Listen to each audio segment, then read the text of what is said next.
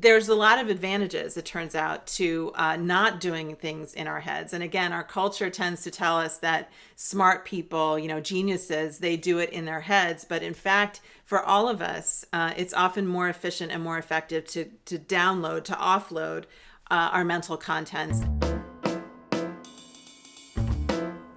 Can you talk a little bit about how understanding the brain and how it works, how it's more than just intellectually satisfying? Like, how does it actually help us as humans to have a better understanding of how we work and how we process information and how we make decisions and live together?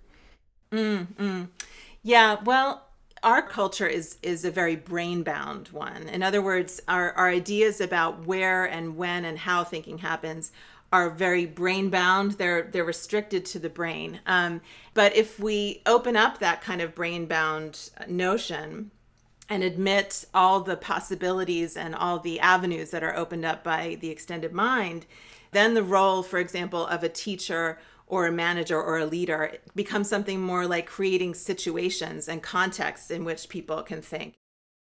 I've argued in the extended mind that we all need a kind of second education. We get one education that's in using our brains, but we need a second education in how to use outside the brain resources. The gap between what our brain alone, the biological brain, the unassisted brain, what it can do and what we ask of it these days is big, and it's getting bigger. One of the things that you talk about is this idea of offloading and the role that that plays. And that's another one that I was explaining to my wife this weekend, and she got super excited because she is a sort of spatial thinker. So can you talk about offloading? What is offloading and how does that help us?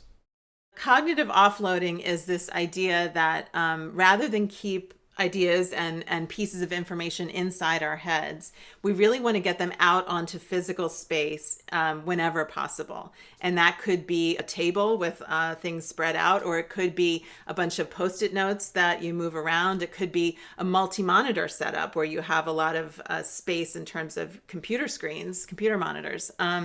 And there's a lot of advantages, it turns out, to not doing things in our heads. And again, our culture tends to tell us that smart people, geniuses, they do it in their heads. But in fact, for all of us, it's often more efficient and more effective to download, to offload our mental contents, and then we are able to interact with them in a new way. I mean, for one thing, when we keep everything in our head, there's some amount of mental bandwidth that's being absorbed just in terms of that's being eaten up just by kind of keeping those things in mind, and we when we set down that burden, when we put ideas and information into physical form, then we free up bandwidth to think in sort of higher ways, in more imaginative ways, because we're not engaging our brains in that simple task of just remembering and keeping track. You mentioned geniuses before, and so in this conversation around what actually is smart or what is genius, you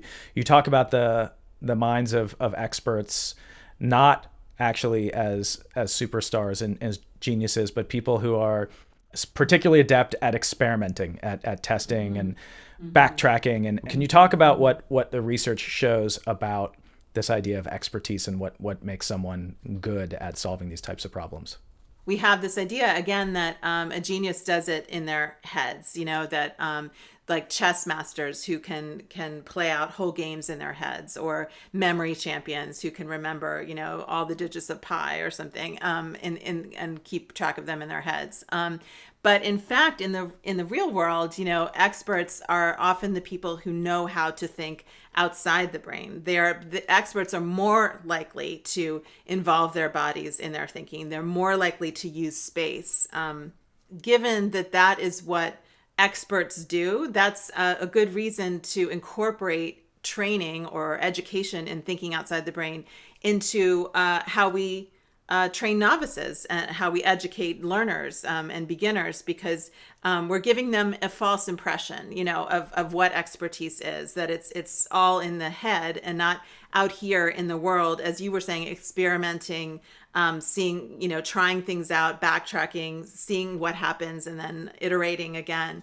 There's lovely research that shows that when people walk together, they fall into a kind of synchronized rhythm, and that helps to create a sort of common mindset that allows them to cooperate and collaborate together more easily. So it's my view that we should be looking at every chance we get to incorporate movement into our workday, rather than say, again, separating it and saving, say, your gym workout for after work. We should be building movement breaks into the workday itself.